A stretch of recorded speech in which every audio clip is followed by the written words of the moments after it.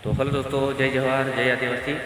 तो दोस्तों, अपना आदिवासी समाज का बारा में जो आर.के. ठाकुर और वंजराज ठाकुर जो करीने आपણા સમાજમાં ગાળે બકે છે એને રાહુલ ભુરિયાએ કેવી રીતે સમજાયો છે આ વિડીયોમાં આપ પૂરું જોજો તો જોઈ લો રાહુલ ભુરિયાને આના માટે કેવી વાત સારી વાત સમજાવી છે તો સમજાવો અને રાહુલ ભુરિયાનો વિડીયો જોઈ લો।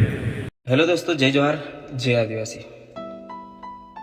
અત્યારે તમે જોયું હશે કે આપણા આદિવાસી સમાજના ભાઈઓ અને ઠાકોર સમાજના ભાઈઓ સમાજની જે વાત કરીને જે સમાજની મા બેન દીકરીઓ પર જે ગાળો દઈ રહ્યા છો ને, તો એ બધી વસ્તુઓ તમે ના કરો, કેમ કે સમાજ પર તમે પર્સનલી ટાર્ગેટ નહીં કરી શકો। અગર તમારો ઝઘડો કોઈ જોડે હશે ને પર્સનલી, તમે એના પર કેસ કરી દો યા ફિર એનું કોઈ સમાધાન કરી દો, તમે બેઠક બનાવીને તમારા ગામના પંચ બેસાડીને, અને આવી રીતે જે તમે વિડીયો બનાવીને જે આબરૂના ધજાગરા કરી રહ્યા છો ને બે સમાજના, જેમ કે આદિવાસી સમાજના અને ઠાકોર સમાજના ભાઈઓ, તમને એમ કહેવા માંગુ છું કે આપણા બે સમાજ સિવાય પણ ઘણા બધા સમાજ છે।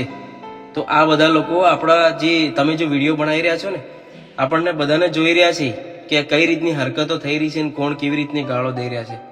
તો ખોટા આપણા સમાજની આબરૂ ના કાઢો, થોડું સોચી સમજી વિચારીને સોશિયલ મીડિયા પર બોલજો, કેમ કે અહીંયા વિવાદ ઉભો થતા વાર નથી લાગતી।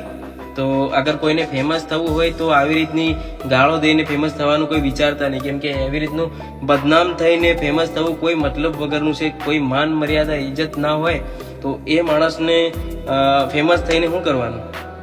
અને આ જે ગાળો દેવાનું જે તમે માંડ્યું છે એ તમે પ્લીઝ તમારો સમાધાન કરી દો અને આ બધું ગાળો દેવાનું બંધ કરો।